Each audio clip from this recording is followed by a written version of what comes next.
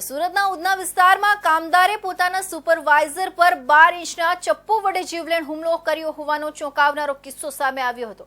આ ઘટનામાં સુપરવાઇઝર ગંભીર રીતે ઘવાતા હાલ તેને આઈસીયુમાં સારવાર હેઠળ રાખવામાં આવ્યો છે। હુમલો એટલો ભયાનક હતો કે ચપ્પુ જાંઘમાંથી પસાર થઈ પેટના નીચેના ભાગ સુધી ઘૂસી ગયું હતું। ડોક્ટરો દ્વારા એક્સરે કરવામાં આવતા ચપ્પુ સ્પષ્ટ દેખાઈ રહ્યું છે। ઉધના વિસ્તારમાં આવેલી સોનલ ઇન્ડસ્ટ્રીયલ કંપનીમાં રાકેશ પટેલ નામનો યુવક સુપરવાઇઝર તરીકે ફરજ બજાવતો હતો। આ કંપનીમાં અગાઉ કામ કરતો ઓરિસ્સાવાસી કારીગર મનોજ પગારના વિવાદને કારણે 1 મહિના પહેલા નોકરી છોડીને ગયો હતો। મનોજ અચાનક કંપની પહોંચ્યો અને રાકેશ પટેલ પર ચપ્પુ વડે હુમલો કર્યો હતો।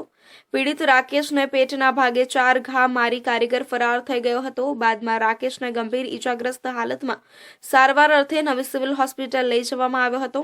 આ ગંભીર પરિસ્થિતિમાં તબીબોએ તાત્કાલિક સારવાર શરૂ કરી હતી। ચપ્પુને સુરક્ષિત રીતે બહાર કાઢવા માટે 5 કલાક સુધી સર્જરી કરી હતી। ડોક્ટરોના પ્રયાસોને કારણે સુપરવાઇઝરની સ્થિતિ હાલ સ્થિર હોવાનું જાણવા મળી રહ્યું છે। હુમલાની જાણ થતાં જ ઉધના પોલીસે ઘટનાસ્થળે પહોંચી કેસ નોંધ્યો છે।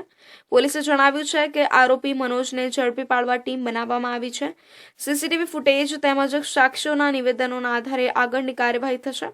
પ્રાથમિક તપાસમાં આ હુમલો જૂના પગાર વિવાદ અને કામ સંબંધિત અદાવતને કારણે થયો હોવાનું અનુમાન છે।